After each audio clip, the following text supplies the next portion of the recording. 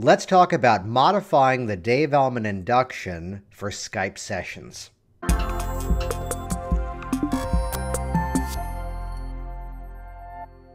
Hey, it's Jason Lynette here, and in this video, we're going to work from the assumption that you already know the Dave Elman induction. You know the various steps to run through it.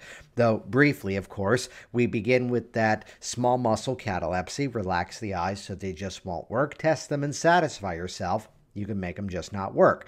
Then from there, we do a brief deepening process. Take that relaxation, send it all the way down across your body in a nice wave of relaxation. Then from there, the next phase is, of course, the fractionation. In a moment, we'll have you let the eyes open and close, and when they close, go this many times deeper. Classically, we do that 3 times. Then from there, we then launch into large muscle catalepsy, which classically is the floppy arm drop. As I pick up that arm, just let that thing dangle there. As it falls, just let it plop back into your lap. Let that take you much deeper. And now we're into the moment of truth, where we do the classic amnesia by suggestion, which is classically the losing the numbers. You'll count backwards from 100 out loud, let the numbers go when they're gone. Notice how good you feel. And then from there, deepening throughout. Full credit, of course, to Dave Elman for the Dave Elman induction.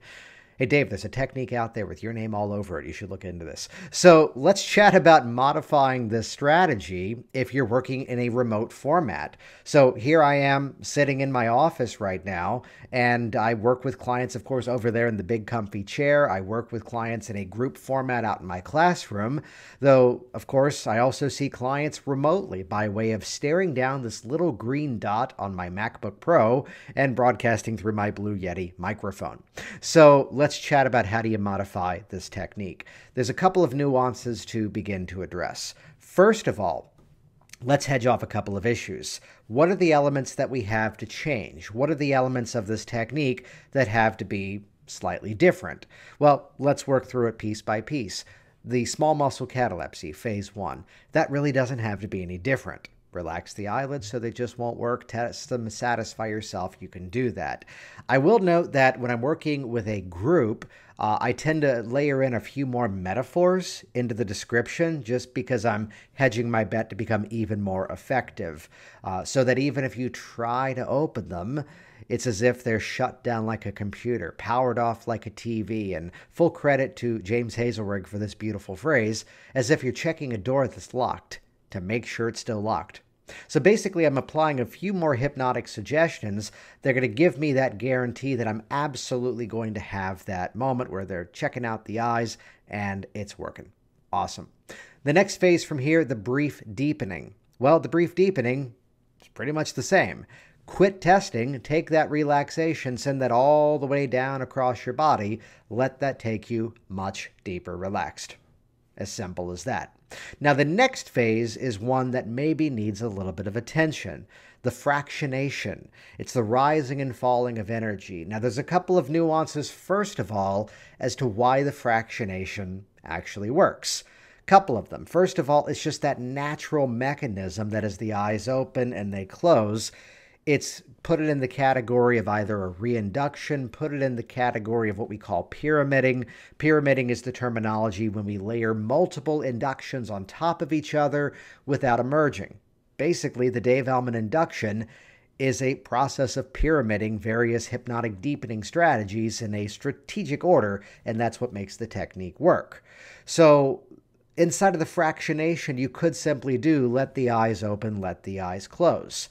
Though classically, if we're working with a client one-on-one, we may have the hand in front of the eyes. The reason being that as the eyes open, now I'm getting all this conscious distraction. I can see my phone off to the side of the desk. I can see my iPad over here. I can see this little remote that I use here in my office for some remote-controlled items. Just check this out.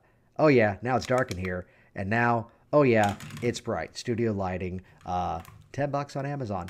So little elements such as that. So the eyes open and close, the reason that classically we would have the hand about this distance away from the eyes would simply be that it's blocking that conscious distraction. Now, granted, that is a weird gesture. We don't put our hands in front of people's eyes pretty frequently, which is why, to rewind the process back, when I'm working with a client one-to-one, I'll begin with this little moment of take a look at my hand.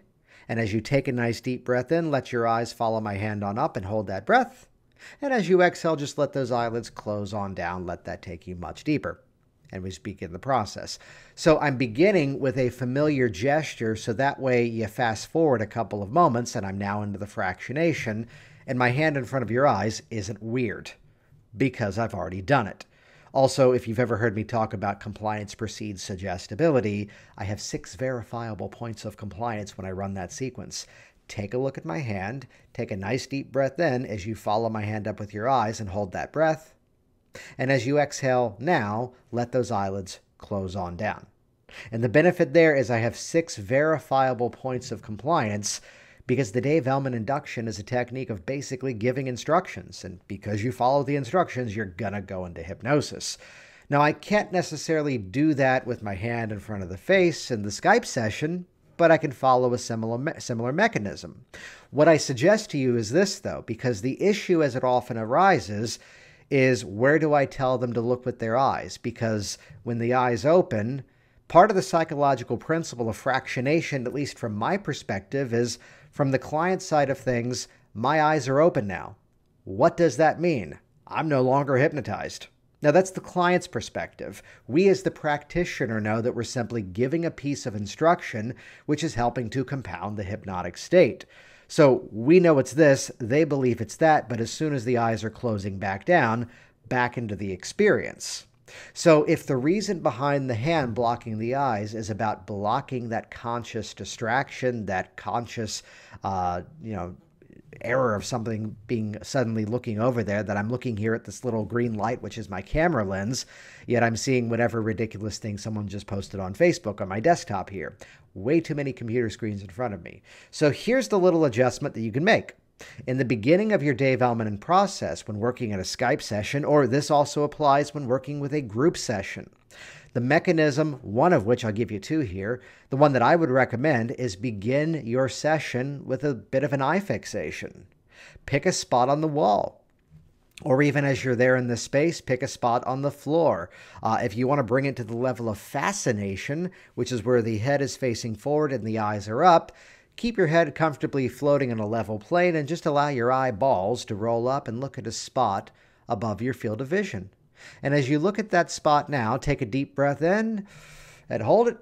And as you exhale now, the eyes are already becoming fatigued and they're wanting to close. And as soon as you invite the eye closure, they're going to feel that comfort. That's going to serve as a little bit of a foot in the door towards the process.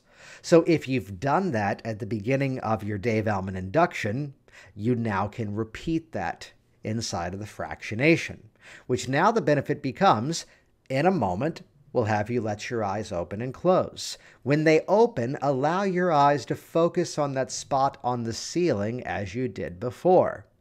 And then I'll ask you to close those eyes. When you do that, notice it just helps you to relax, perhaps as much as 10 times deeper.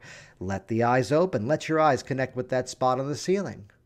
And just let them close down now. And as they close, notice that helps you to relax, perhaps as much as 10 times deeper.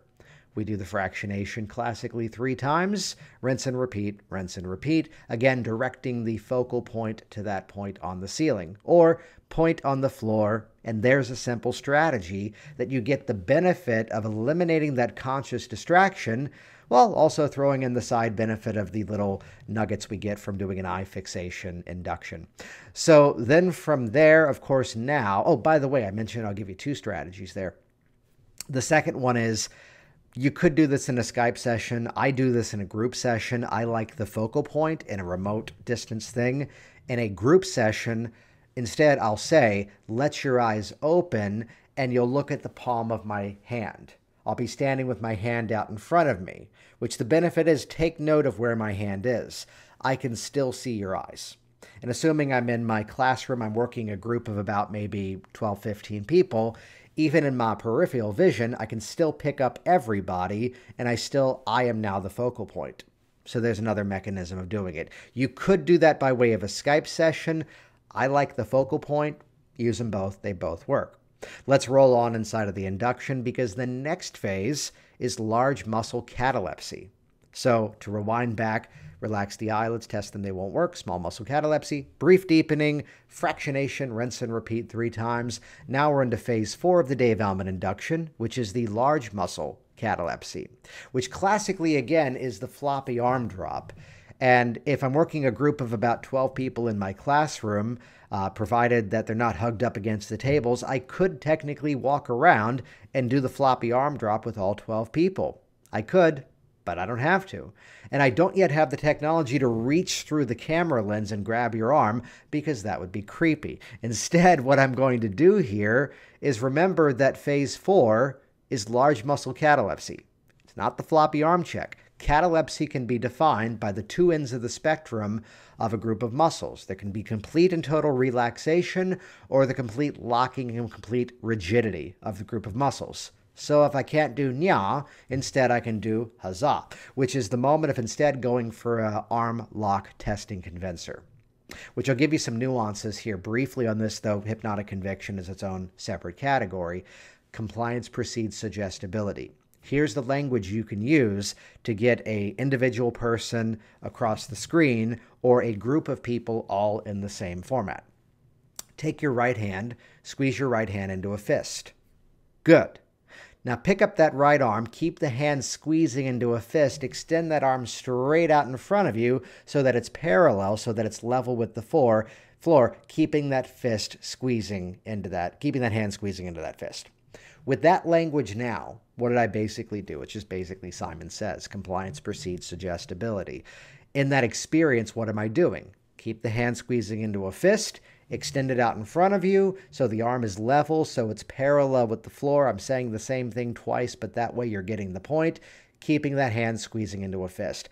By the way, make sure you don't say the hand squeezing down into a fist, because otherwise the hand could then lower down.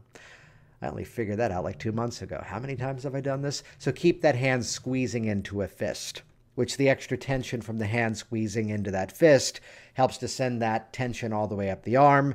In my format, you count forwards. The arm is so strong. Try to bend it. It gets stronger. Quit testing. Let it relax back into your lap. So again, there's the modification for doing it group session, Skype session, what have you. Then from there, we're into the moment of truth, amnesia by suggestion, the losing the numbers, which in a one-to-one as our technique, as our format of what we're talking about here is remote hypnosis, Skype-nosis. In that format, again, it's going to be basically the same as a one-to-one. Though similar to the eye catalepsy moment at the beginning, I'm going to apply just a little bit more exposition because I'm not in the space with you and I don't want to troubleshoot. So begin counting backwards from 100 out loud. And when you do that, let the numbers fade and fall away. So by the time you reach 98 or even sooner, you can just relax the rest of them away as if there's just nothing left to count. Want that to happen, expect that to happen, and you can make that happen. As if the first number you count is like that single stone going into a body of water. The water ripples and then soon returns to calm as if nothing was there in the first place.